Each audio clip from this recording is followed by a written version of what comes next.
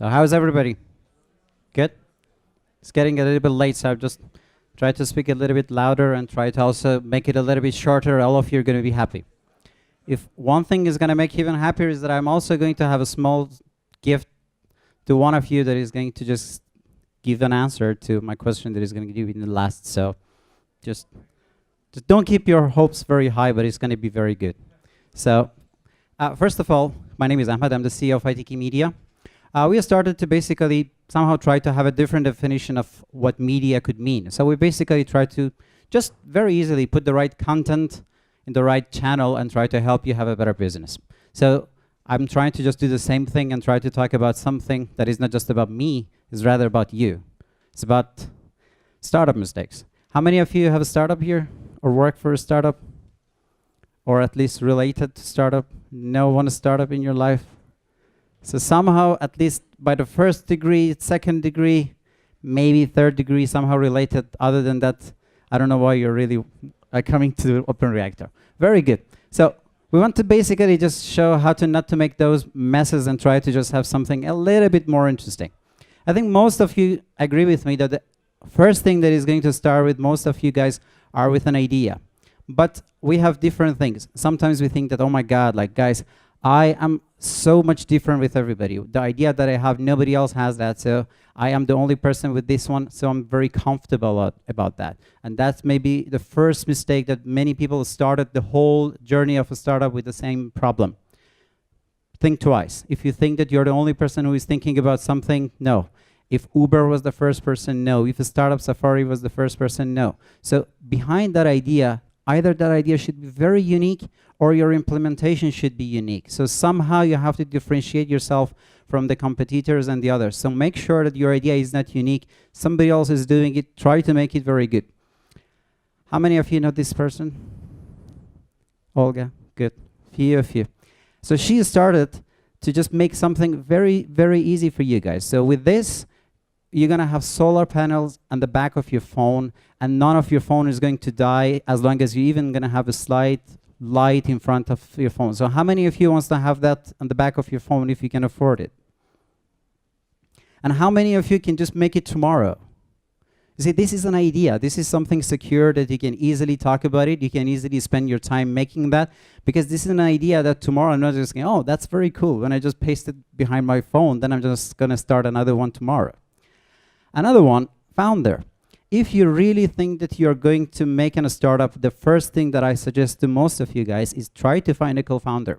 If you're just trying to say that I am one person, the first thing is that if you want to make money, people usually are giving money to a founder, to a person, not an idea. Uber can be totally a different idea and a different company, but if the founder of Uber is going to be the right person, people do that. As you can see, I didn't even know that who's going to be before me, so that was a very good coincidence. Right now, we can also talk a little bit more about Uber. Jason was one of the first people who started working with him. The idea is very simple, working against all taxi drivers. I mean, who wants to really invest money in that? But he said exactly that the first thing that he wanted to do is to invest in this guy because he's a smart guy and he believed in the guy. The idea can always change. So when the guy is the right person, everything else can go around it and try to make it more appealing to everybody else. And another thing that is very important, try to have a co-founder. Why? Because if you can believe one person in your cause, then the other VCs, the other people will say that, yes, this is not just one person, at least two people believe in this idea. So maybe there is a thing in it. So trust me, most of the companies, when they have at least more than one founders, and I would just try to generalize everything, but maybe this is one of those things in Poland that most startups that I know, they are usually just one single founder. And if you are going to have a co-founder, don't worry about it. You're just going to have a bigger cake and you're just going to be happy. Again, another very good Polish example, showroom. Maybe some of you know.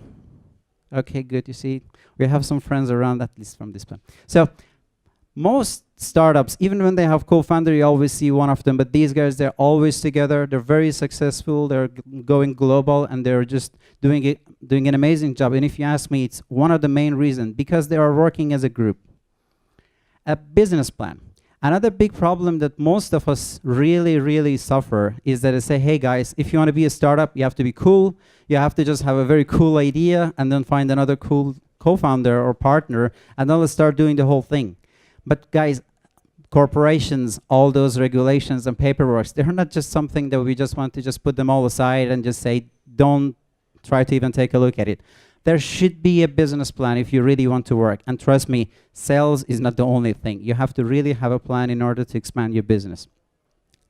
For all of you, I'm just going to put this slide later. So this is just a very simple way. As you can see, key partners, key activities, and all the other things. I'm not a big fan of reading from my presentation, so I'm just going to give it to you guys. You can just try to take a look at it. Just understand that there are many different ways before starting your business. You have to make sure that you have a business plan and then start it. And if you have a business plan, then all of your business is going to be totally secure.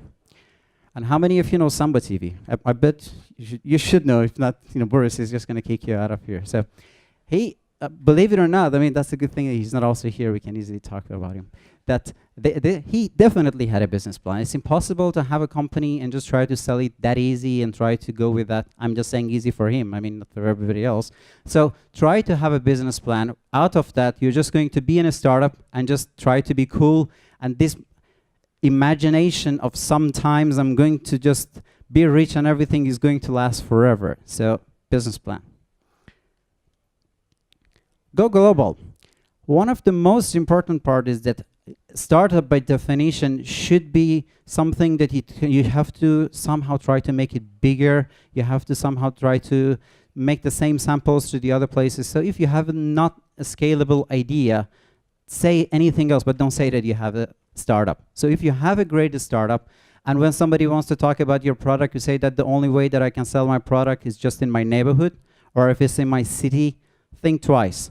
If you really want to go global, the only thing that you have to do, again, go back, try to just go to all those steps and try to make a proper business plan, because once you go global, you're just going to see a totally new doors is going to open to you guys. The whole door is here, just your imagination, just open it, and then everything is just ready to serve. Best example of that, base. Maybe some of you know also the base. Good, Ella Madea, she was here. She was also having the same conversation. So you have to remember, even that was a very funny conversation. Sometimes when I was talking to my friends back in San Francisco, back in the States, they didn't even know that they're Polish. Not that they're hiding it. It's because they are a global company, a global startup. I mean, they're so big, I'm not sure still we can call them startup. But that's the whole point. If you just think that the mindset is about going global, then everything else is going to just show the whole way, and then you can try to just be very, very successful. And brand equity. If I'm trying to talk here and say, hey guys, we're doing something, but it's okay, and then we just, because I know that my product is new, so I'm just going to give it to you for a very cheap price. We are not just trying to make some new clients. The first thing that we're going to lose is our brand. First of all, we just see that I am not confident in what I'm doing, so I am going to lose my own brand. So make sure you have always two different brands, your company brand and yourself. Both of them are going to sell. If you believe that, for example, Boris is the right person, if tomorrow Boris is going to make another reactor, like closed reactor, close to the OpenReaktor, do you really care which OpenReaktor you're going to go? No, because you believe in a brand, and then when you believe in the brand, then everything is going to be there. One very good example of that, I think all of you guys should know this guy. So he is the guy that he literally works, first of all, on brand equity of himself, then everything else around him. When he bought the Instagram, and everybody would say that he's crazy, just because they say that there is something, because Mark is just going there and try to just put some money in the company. VR and other things that people would say, come on, this is so old, nobody is going to do anything. If they wanted to do that, it was always already 100 years that people trying to make virtual reality. But because he was trying to do that. So if you make a brand for yourself, even if you change your job, even if you change your startup, still people are going to pay for your product and do what you do. And if you do the same thing for your company, even if your product is going to be super expensive, because they understand that this is a brand that they can trust, so they think how they can afford it. A very good guy in order to just do that. How many of you know Mike? And how many of you in Brand 24?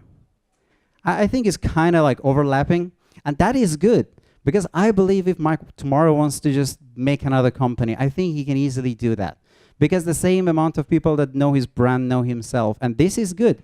Because first of all, they know him as a person that tomorrow he's in San Francisco, today he's in Poland. And all these stories can somehow add up and try to give you at least a little bit of more confident that this is a guy that knows what he's doing, so for sure his company is doing something great, and if the product is doing good, so back and forth, these two brands can somehow help you in order to have a better success as what you're doing. Hustle. I mean, I don't want to say about hustling about you guys. Right now it's late in night and none of you are home just opening your Netflix if you have some, or not just downloading some movies illegally and try to watch it. So that's the whole thing. Go out, try to talk to people, really talk to each other. Just don't go back in the corner of the room and try to do that. And from my point of view, whenever I'm talking about hustling and try to be more active, I mean, how many of you know Gary? He's the guy, you know. You have to just understand that sometimes try to just be like sad, try to be gloomy, just doing something. Guys, if you really want to do your startup, you have to really believe in what you're doing. You have to be really confident, and you have to just make sure that nobody can prove you wrong, and try to do it super. He is a guy that he has a proven business, but still he works 24-hour, and it's a very good example. Another guy that I hope nobody can say anything against that is Greg. He's another guy that he literally just shows everybody how a hustler can be. SaaS is a very, very complicated thing. Even if you want to go to a VC and try to say in the first year you didn't get anything, still are going to believe you. But he's the guy that right now he built a very big business, almost a year, less than 2 years, definitely, as far as I know. And right now they're in the States, they're in UK, and they're really making a big, big image for themselves. And if you want to ask one thing, that what would be the idea, or it was the sales or anything else, I would say that because he's a hustler, because he goes around, he just talks to people, he tries to really just achieve his goal, and he's not gonna stand for any limitations or, you know, like any statistics about that.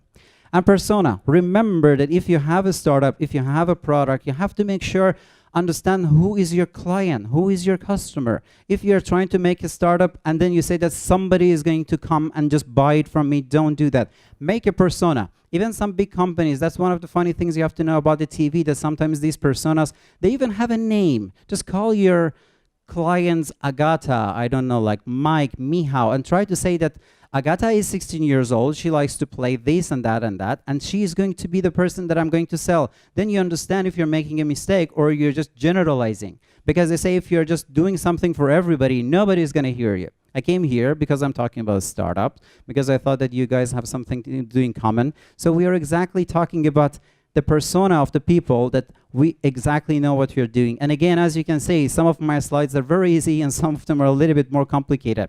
You have to sit down and try to really make a proper persona about who is really your client, who is the person who is going to really have it. If it's a B2B or B2C, doesn't matter. You have to make a real person that when you're talking about that person, you're talking about it with all details. And if that person is going to buy it, then you're ready to go. How many of you know the Ducky Deck? Good. So a very, very easy business, but the most important part is that these guys exactly know who their client is. They exactly know how their clients are reacting. And that's why, again, you can easily see that they're having a very good business. They're just walking around and all the doors are open to them.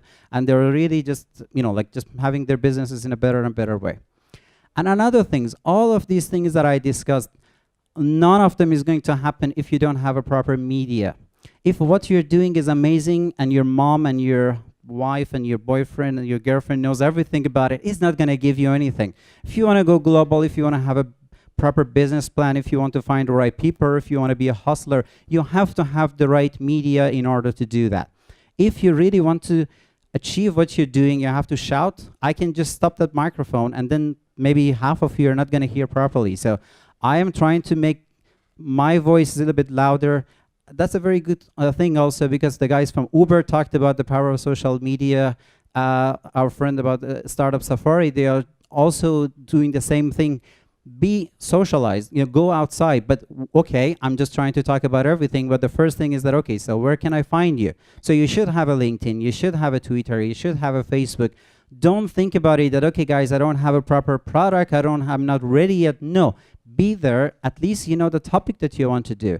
Try to make it in a way that everybody would make sure 100% that you are the best person at what you do. You have a SaaS idea, it's very complicated. So the first thing, generalize, start talking about this idea. After you have MVP, try to show that before that, try to that, I'm going to bring my product into the market. Hey guys, just be aware of that. When the MVP is there, okay, it's a great day. And so don't try to be silent. Try to be on media and try to be very loud. How many of you knows rowing? Maybe a little bit. It's a very good sport. This guy, he's a loser, right? You see, like everybody else is going in this direction, this guy is looking in the other way. But he is doing something very, very important. What he is doing, he is synchronizing the whole activities. This is the guy in the media. This is the guy that is just shouting at everybody, that everybody would understand that, guys, there should be a rhythm in what you're doing. When you're trying to go into SaaS direction in one way, you're talking about IoT, you're doing something else, there should be a channel that somebody says, hey guys, we're already doing what you're doing, we already have a final product, take a look at us. Hey guys, what you're doing, we're looking for a startup in order to make an investment in that. So if you shout, if you try to be louder, you can do that. I don't want to just try to advertise about what we do, but this is a time square, and I took it 8 months after we started the company. And the only way that I could be the media partner, not even media partner, be the partner of NASDAQ, was one thing and one thing only. I was loud. As Boris was just making a joke, I was like, I could come from Iran, but I am Polish. And I could really just from time to time say, you know, like just show you guys that I am a very patriotic Polish person, regardless of my lack of Polish language, if you want to put it that into the context. Why? Because I just believe in what I do, and I was just shouting that, guys, there is a potential here, come here, let's do this and that and that. And when you get a proper advertisement and time is squared, then I hope most other doors are going to be open to you. If I talk to the biggest Polish company right now, if I want to say that we want to work with you, when we work with NASDAQ, that already all other companies are working under those brand, then they would trust you. And trust me, there was no magic in the whole thing. It's just the idea of having the right media and shouting it with all the other things that I told you. You have the right idea, you have the right founder, you know exactly what you're doing, you know to who you're selling, and after that is the right time in order to just speak a little bit louder, try to exactly define what you're doing, and everything is going to be okay. So, I just talked to all of you before that. I'm just going to give you something. So I talked about different startups. So whoever thinks that they can at least give me the name of 5 startups that I mentioned that they're doing okay in Poland, just raise your hand, and first person who's going to come here, I'm just going to give him a prize, or her. 4 of the startups that I said, maybe? Pardon? Oh, no, don't shout it. You have to come here and just say 4 of them. Okay, 3 of them. 3, come on. So first startup is Base. Yes. Second startup is Brain24, and third startup is Ducky Deck. Very good. Thank you. So, just gonna give you an apple. Guys, no, this is not over. That was the beginning. The biggest mistakes that a startup do is that they don't listen. I talked about every single one of them just for that one that I wanted to say. We get many, many very, very, very important points, and I'm trying to just repeat it very, much that at least this time you're gonna listen to that. If we really listen, all of those things are not a real problem. If we just try to say that, guys, we're just going to repeat it later. This guy is going to bring it back into the, like somewhere, and then we're just going to download it, and don't wait for tomorrow. Listen to everything. That app, pardon? And do it, yeah. Make shit happen. So this is very important. I just try to give you that price just for the token that, remember, if you listen, you're just going to be awarded about that. And the funny thing is, that award could be as small as that apple, or that apple that this guy is having is a little bit more expensive than my apple. Okay, so thank you very much. If you have a question, I'm going to be here.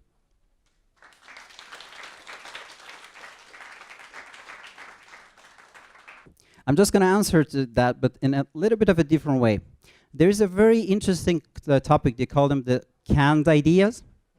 Can. Sometimes it's the fastest and the cheapest way to answer to everything. You just put some beans into some can and then try to sell it. Even if they don't buy it, you can just keep 2 years back there. This idea is still going to be there. Look, if somebody wants to generalize that answer and try to answer that, it's going to be betraying you and your next move. One of the most important thing about the startups and everything is that everything is personal.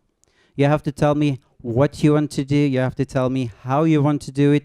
You have to tell me how do you know that guy. You might have better chance in order to work with a person that you just met, but you have a proper qualification with that person or not. So if I want to just have one of the things that we have as a media company, we want to work with companies every single time. If I want to send an offer, I read everything about the company.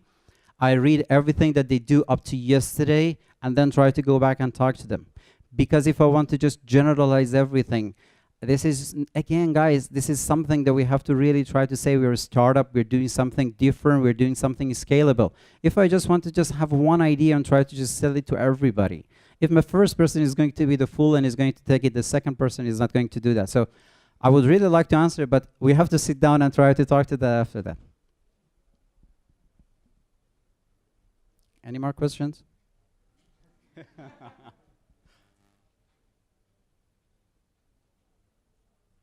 So if there is no question, so pardon? Please, yeah.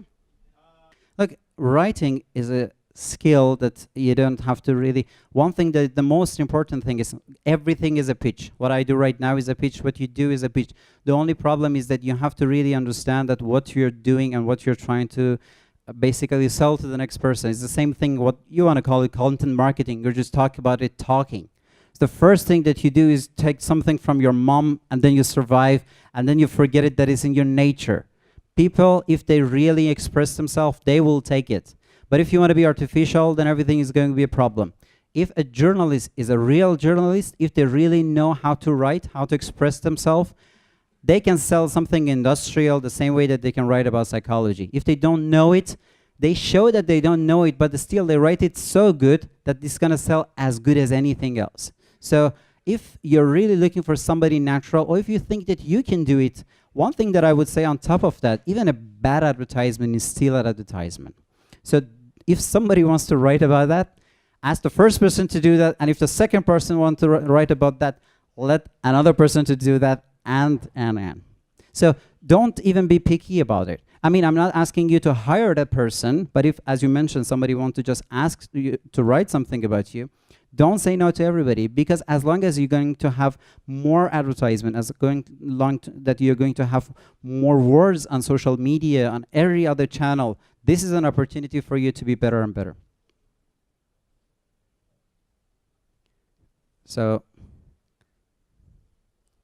I'm just going to add something to that because you're not asking a question, but I'm just going to answer to something. That, guys, this is also another thing that some people are just trying to somehow justify it. Going to social media, it's not the comfort zone. If you try to just talk about your idea and you talk about it with your mom that loves you, your partner that loves you, you always get a very positive and a very welcoming feedback. One of the problems some people don't like to shout, don't like to go out, is that they get negative feedbacks, but this is the most constructive way. You can get a proper result if it's a B2B, if it's a B2C, if it's a product or it's a non-product way. If you go deep down and understand why you're not doing it, because most people are really seriously are afraid of making mistakes, and somebody would just say that, no, your product is not good, no, what you did was not accurate, or even they found out that they're making a mistake. Many startups are working because they know that they have a competitor, but they think that nobody would understand. That's why they never go out and try to shout about what they do. But if you want to work with smart people, you have to know that they know better than you. And if you want to work with stupid people, trust me, that money is never really going to end up in your pocket. So try to forget about your comfort zone. Try to forget about, okay, if I want to ask that question, maybe that question wasn't the smartest question, so I'm not going to ask that question. Don't think that if I post something on Twitter or Facebook, then later I have to edit it 4 times. Try to make mistake, learn by your mistake, and try to be better and better. This is a very good thing. If somebody can steal your idea, and I think it's always the case, they would do it. If they're not going to steal your idea right now, when you just take it out, trust me, there are companies that they are dedicated for copying ideas. You have to remember two things. First of all, people are busy. So if they want to steal your idea, means that your idea is better than everybody else. So if you have a very good idea that is very good and is better than everybody else's and is that easy, it's not a good idea at the beginning. If you just say that, guys, I have a very good idea about making something, but if I want to sell 1 unit, then the next person can make the same thing, you're just contributing something very good to your society. But it's impossible for you guys to make anything out of it. And also remember, hashtag. Hashtag was an idea, brilliant idea, but that person didn't even copyrighted that idea. He just let it out. They say, guys, I have an idea. We can use hashtag before every single word that is going to make it clickable. So click on that, then people would understand everything. When you see that, we just say, okay, hashtag startup mistakes, hashtag OpenReaktor. It's a great idea. The guy didn't even get 1 cent out of that. How did he get his money? By becoming super famous and then becoming social media advisor to big corporations. So if he would say that if I want to take this idea out, I can't monetize it, it's not going to go out, he would never have anything. Right now, he is the father of hashtag. He is famous, and now he is helping big corporations with social media management and all of his idea regarding content marketing. So remember that if you have a very easy idea that is going to be copied anyway, don't even try to keep it to yourself. Try to understand how you can pivot it, how you can try to make another idea that is not the case of just stealing it. It's the idea that this is what I do, and if I don't want to do it, somebody else wants to do it, they're going to do it their own way. It's not going to be my product. One thing, if that question would come up, I will just show you the Greg and the Grobots. There was a very interesting chart. If you want, I can put it on the OpenReaktor. You can try to take a look at it. And the competition that they do. Because they are working basically on enhancing, on automatically just helping with the sales and everything. The chart is full of 1,000 different companies, and every single one of them can say that, guys, this was my idea or this was my idea, but this is not the case. All of them are trying to compete with each other based on the topic, based on how they can make it better, and nobody should just try to say that I am trying to compete with the other person. I mean, I don't want to go philosophical about these kind of things, but there is a very funny case of, like, there was a very good monk and he was in the desert, and then there was a guy that he wanted to be his student, and he was just say, what should I do? And then the guy just put a line in the sand, and he said that just try to make a bigger line, you know, make it bigger. So the guy, make it smaller. So the guy was always trying to make a smaller line close to that.